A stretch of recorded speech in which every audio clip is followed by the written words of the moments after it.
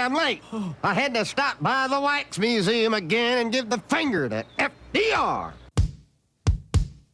We know Al-Qaeda, Zawahiri, is supporting the opposition in Syria.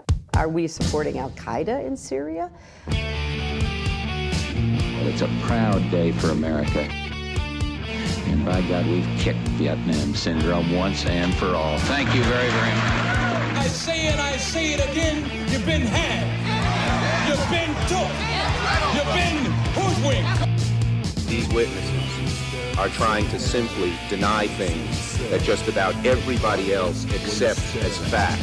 He came, he saw, he died. We ain't killing their army, but we killing them.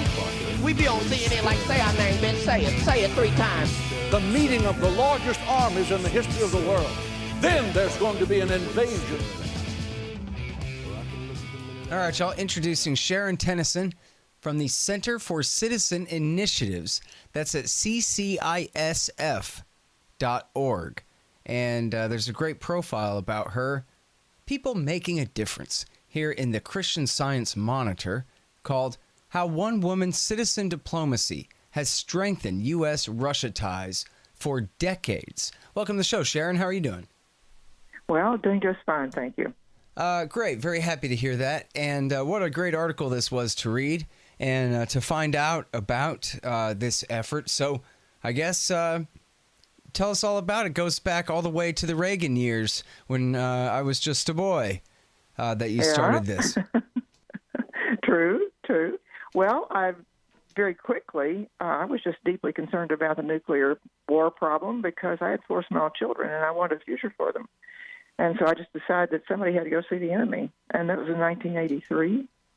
And so I took a group of 20 people with me. Somehow or another, I was able to get people interested in going. But I was not a member of any peace group or anything like that. I was just an ordinary citizen. Mm-hmm. And that was the first group. I never intended to go but once. And then I found myself going back a second time, and a third time, and a 10th time, and a 100th time. And that was the way it happened, just organically. It's amazing. I look back now and I think, I can't believe that this happened. But it did. I've written a book. And it's called The Power of Impossible Ideas, because there were so many impossible things that we tried to do during this whole period. We thought that we had no chance of being able to implement them. And actually, things happened so that we were able to, far beyond anything we could have ever imagined. Wow, that is so cool. That's the story. Yeah. That's really great. So from the first time you went over there, the way they talk about it in the Christian Science Monitor here, you decided you didn't really focus on, I guess they say you did meet with politicians here and there, but essentially your entire thing was to try to communicate with regular, presumably at first at least, residents of Moscow, but just regular people on the street and kind of interact with them, I guess, in their shops and their stores and what have you, or however it was there. I don't know if they had any shops. Somebody had to drink somewhere, so there must have been bars. I don't know. Tell us the story. But then this turned into you bringing many people with you and making a real, not just a tradition, but like a major operation out of this thing. What, throughout the Reagan years? Well, throughout today. Throughout, and never stopped this whole time even. Well, I stopped taking people over there in 1990 because it was so dangerous for Americans to be on the streets, because they were recognized, of course, they had different clothes, and it was known that they had American dollars with them, and the place was criminal in the 90s. Mm-hmm. The ruble was worthless. Nothing was being able to be bought and sold with rubles, and so dollars were what were used for a currency. But it was a good time. I would be concerned. I was concerned that any Americans that I would take over there might stand a chance of having some sort of criminal act on them. And I'm surprised that I stayed myself. I'm a pretty gutsy person, I think, and so that's probably why I just kept right on going. But before that time, I had already started doing programs. So I was much more interested in developing programs that would help Russians understand how to survive in a new world than I was bringing Americans over there. And so that started back, I started the first program in 1986, I guess, and that was Alcoholics Anonymous, because we had such a horrible alcohol problem that somebody had to do something. And so I knew of AA. I'd never been in it or had a family member in it. But so it all happened. We were able to start AA across the whole country, 11 time zones, actually. It took about 7 years for us to have staff that were just dedicated to doing this alone. But so that started my whet my appetite for program work rather than just traveling over there. That I'd lost interest in that. And so then in 1988, I brought the first ever Soviet citizens who were not Communist Party members to the United States and traveled them to 264 American cities over a 2-year period. Steve Wozniak paid for that. Wow, really? And, yeah. Oh, yeah, because there was no government money to do anything like that then.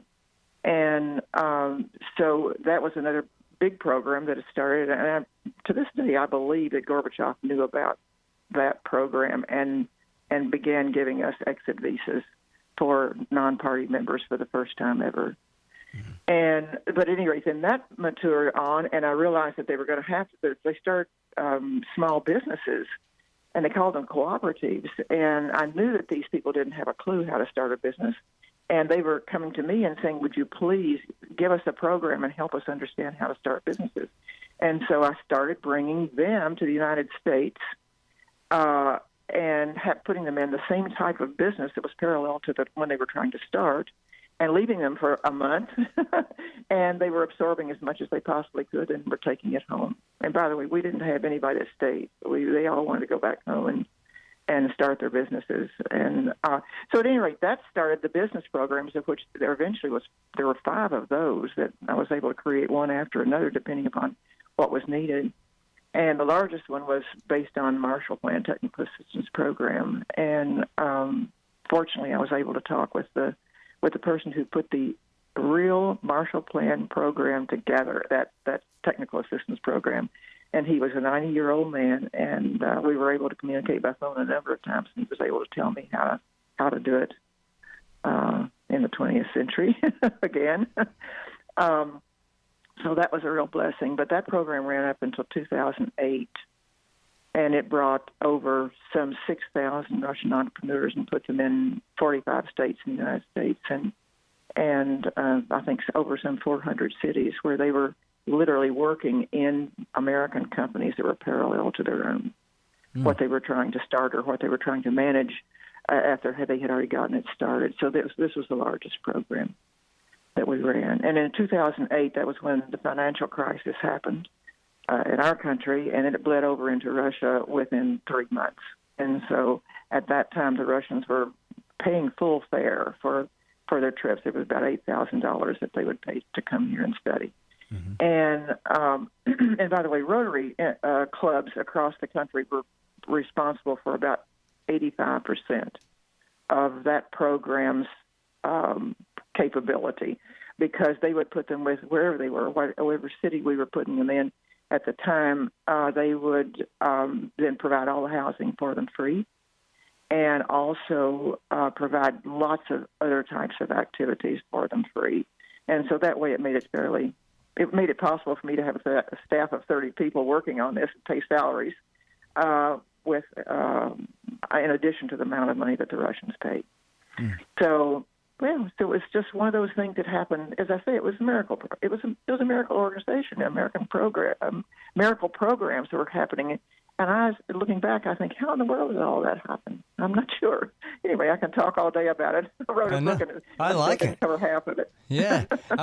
No, I mean, it just sounds great. It sounds like you made it happen is the answer to the mystery there, pretty obviously. Well, and sounds like, and, listen, I remember the 1980s. I was just a boy, but I was, 13, 14, 15, somewhere around there when communism finally fell apart. So I was interested in the Cold War and all that, even in elementary school and that kind of thing. And I know that I remember my own kind of point of view from back then was all I knew about the USSR, the Soviets, the Russians was their government is doing this or that. The Russian people or the people of the Soviet Union were almost entirely invisible.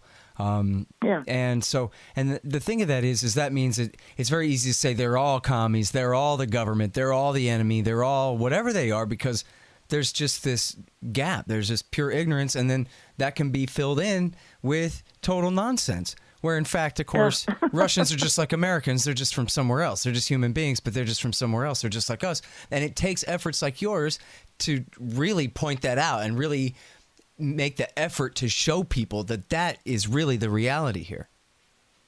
Well, yes, and I guess you know that the Soviet Communist Party members were only 7% of that population.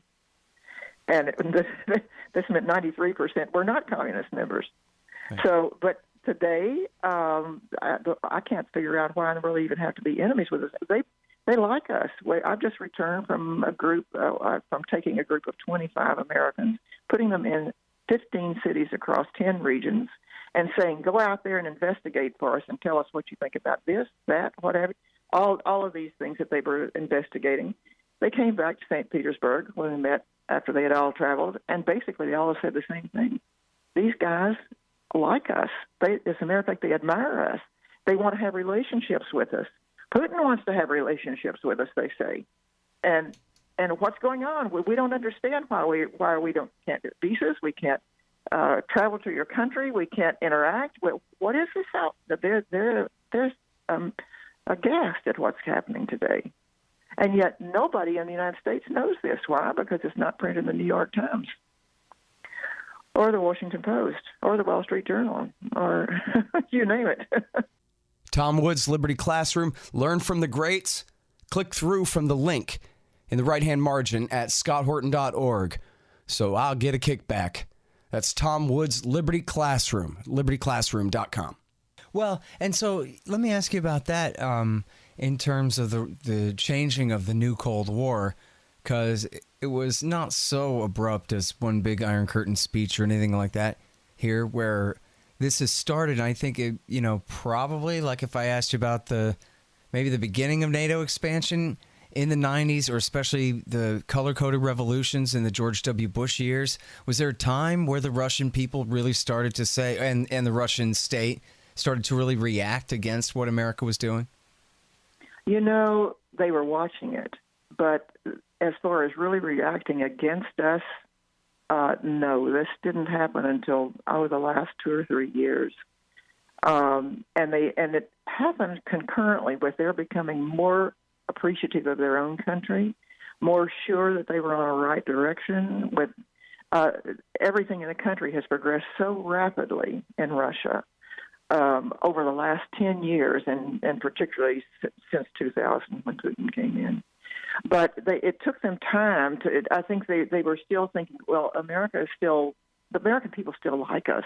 We've all traveled over there, and not all, but many of us have traveled over there. Their relatives have traveled to the United States, and all these people are really good people. And if something's going to happen, it's going to change politics. And they labored under this for all of these years up until about 2 years ago or 3 years ago, and they began saying, "What?" But to me, of course, they considered me a person that they know and trust, and they were asking Sharon, what's going on? What can we make of this? Because we've always trusted you guys. And so now they're pretty much, and it's not a matter of Russian propaganda. It's a matter of when Putin goes on and speaks to the nation, like he did a couple of days ago, and doing his annual reports to them, he is very clear about where they are, where we are in the world, and he's still pretty generous with us, really. There's none of this hate stuff going on from the Russian side that's coming on from the American side. Nothing, no demonizing, nothing. All along, Putin would say, Hillary would call him, say he was likened to Hitler, and what would he say back? Putin would say, these are our American partners. We want to work with them. And he would never stoop to the place where he would start any of that demonizing, and he still doesn't. Mm-hmm. But he's very frank today about what's going on as far as policy goes. Well, and it would or it wouldn't make sense. It seems like it would make sense for him politically to go ahead and demonize the Americans the way the American political class demonizes Russia. It's good for their business, apparently. Well, but I guess he has higher priorities, you're saying. This is not common to Russian character in any place, and I think that any Russian that would do this would be in hot water with his own people. For instance, after Germany literally almost obliterated the Soviet Union, what did they do? They still honored the German people. They still used German music in their great memorials to World War II. They were taught, and I was told by several different people, that they were told that this was not the fault of the German people, that the German people were taken in by Hitler and his group, and they just simply believed too long, and they simply moved into action, and this war was the result.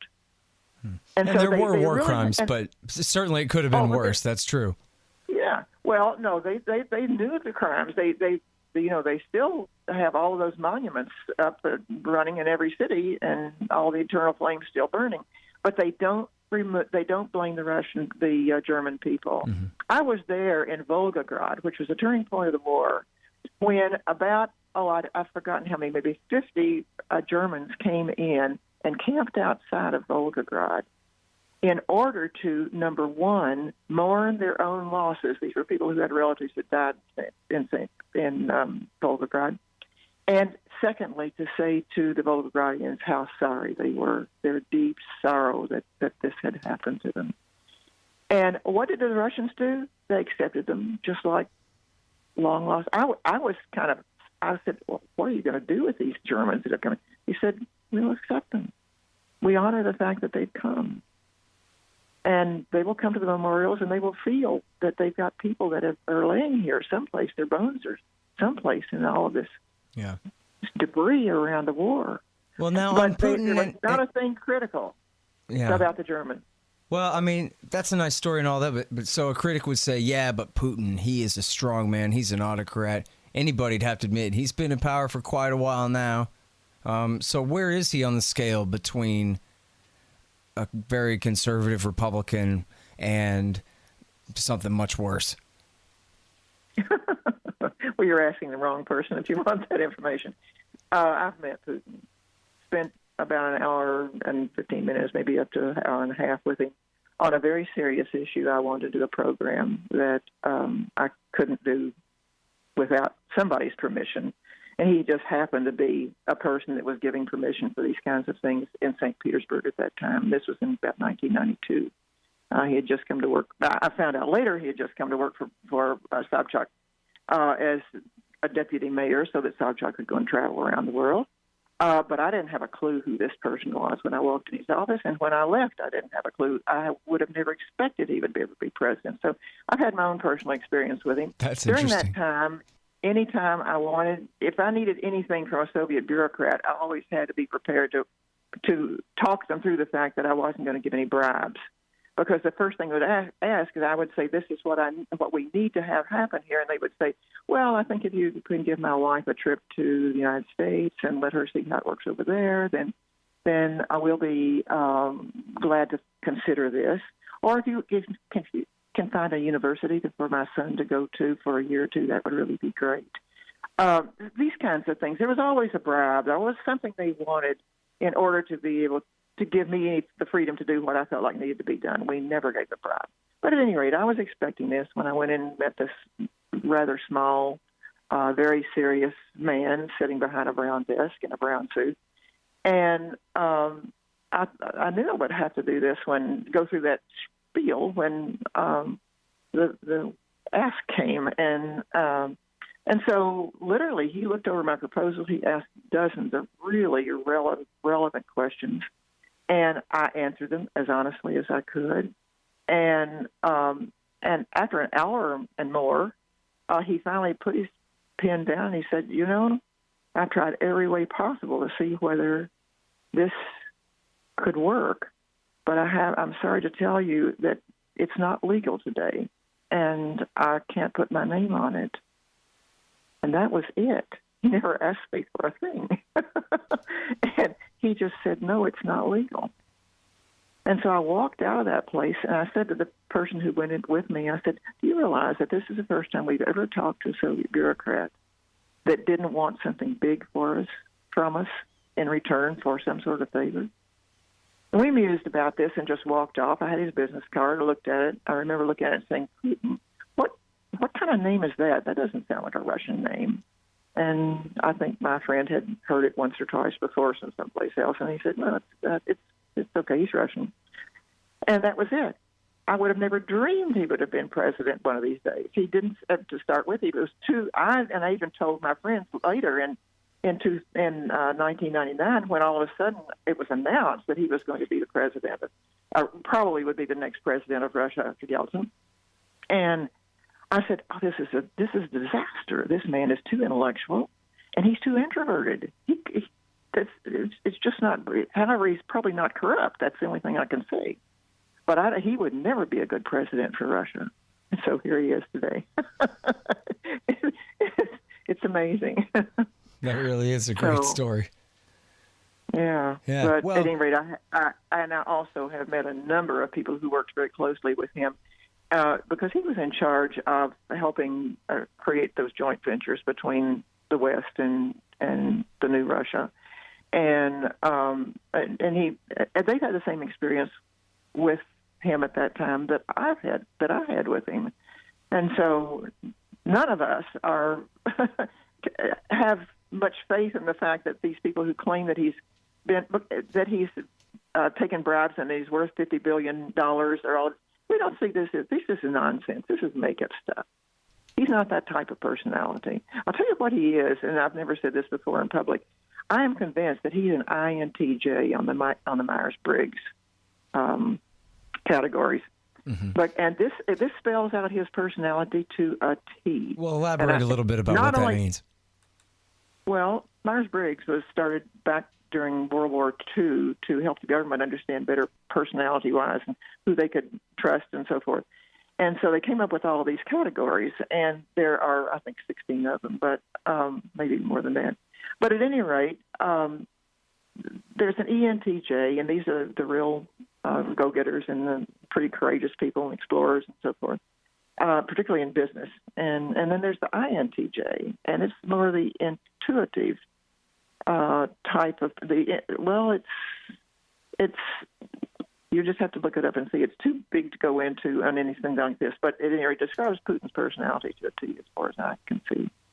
That's interesting. Now, in his role in the society, I mean, they portray him here as really just a lawless autocrat, where the Constitution is just a fig leaf for his power and this kind of thing. Is that your take on his role there in the society? Not at all. Not at all. And all of the people that I know of that have met him and have followed him closely, don't take this seriously at all. No. I mean, he is a man he's a lawyer to start with, but for some reason or another, he is dedicated to law. And he said early on, law will be the dictator of what we're going to be doing. Is it against the law or is it not against the law? Is it possible?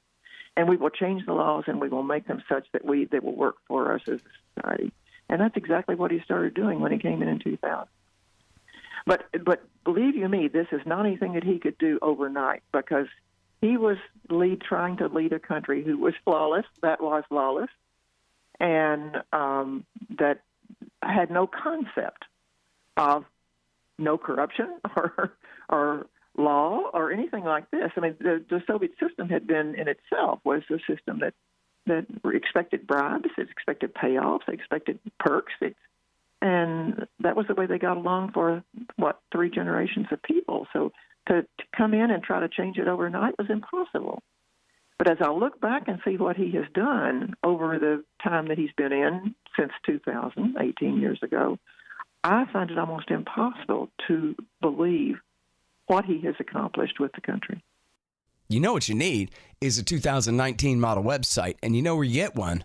expanddesigns.com. Talk with the great Harley Abbott over there at expanddesigns.com. Use promo code Scott, save $500. And now, so tell us about Mikhail Gorbachev in the Christian Science Monitor piece. There's a great picture of you and he together, and I have to assume you've met with him more than one time. What's he like, and what have you learned from him? Well, to start with, he was my hero back in the 80s. It was amazing when he came in and what he was able to do in terms of world opinion, and particularly opinion of the United States. And so I had I had honored him all of this time. And so when I finally did get to meet him as an aging man, I was so deeply grateful to have the opportunity. And as far as he goes, he says, we are living in a totally different country now. The changes that have been made are absolutely a miracle. And this is the way it happened with Ronald Reagan. Some of the parts you've heard of, and other parts I want to tell you about. And you can read in some of the other articles that I've read. It's too long to go into. But he basically supports what is going on in Russia today. If he were in, he probably would make some minor changes, but he would not make major changes.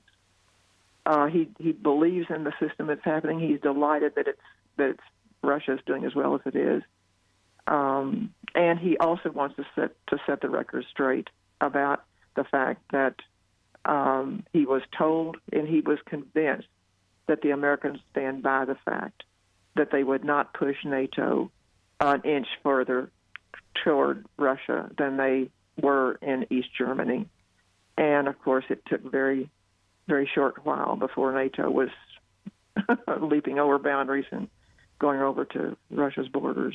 Mm-hmm.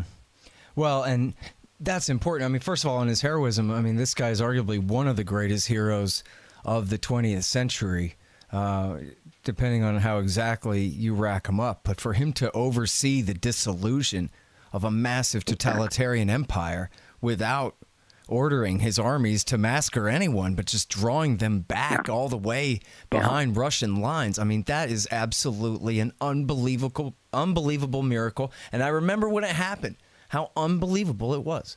Their armies are turning around and driving 1,000 miles east from where they were before. Yeah. It's over. Yeah. That's really incredible stuff. And, I mean, they tried to do a coup d'etat against him, and he overcame that and faced it all down. I mean, man, that's really something. I want to read biographies of him or something now. He really is, such an important character. And it seems like when he says stuff like, hey, guys, we really don't like the way you've expanded your military alliance east when you said you wouldn't. Seems like maybe he's one of the people we could take real seriously when he says that. If everybody's so frightened of Putin, maybe we'd take it from old Gorby. Well, he's saying it these days, which I'm so delighted to hear. And he's determined that he's going to get as much of his voice out as he possibly can before he leaves the planet. Yeah. And I think right now this is one of the things that's keeping him alive is knowing that he can get the voice out to different audiences. And we videoed him, and we got, I don't know whether you've seen the videos or not, but those were not done yet. in September, done in May rather. No, this was done in September, just a couple of 3 months ago. Yeah, I'll send them to you if you give me your email address. Okay, great. And I see something labeled video here on the site. Is it on the blog at ccisf.org? ccisf.org. Okay, great. Yeah, and, we have two parts on there. And tell us a little bit more about the Center for Citizen Initiatives. This is an ongoing project to bring American citizens to travel to Russia and back. Well, correct? That's one of the things, but we've done very little of that since the 90s, as I said. I didn't start... Oh, I'm sorry. I thought you had kind of kicked that back up again recently. No, well, I did, but not until 2014. We didn't take any... I was still going back and forth and doing various small projects and programs, but nothing large like we had done in the earlier years. From between 1989 and 2008, we were literally just running sometimes 5 programs at a time, and fortunately we had a lot of government money to do that. We had a lot of State Department grants, but then also we had the part that the Rotarians played in it, and then we had some money from Steve Wozniak. So in those programs, but have you had much trouble getting the different administrations to allow you to do this? Or, I mean, it sounds like you got some State Department money, so that's pretty good. Well, yeah, I had a White House appointment back in those days, so I could get into any Congress member's office I wanted to, and I did. I was calling on Washington all the time, but most of those Congress members are gone now. Dick Gebhardt and Newt Gingrich and these people, when they were all in, were people that I could see anytime I was in Washington. But these days it's very difficult. I was back in April trying to make calls, and it was almost impossible to get an appointment with any of them. Well, now, and we're talking about State Department money for what you're already doing, not a CIA project from the get-go or anything like that, right? Well, we got the State Department money between 1996 and 2004. Uh-huh. And then since then, I've had to be responsible for raising money in other ways, from foundations, from wealthy people, from people that didn't know the truth about what's going on, and also Russians paying for their own ways.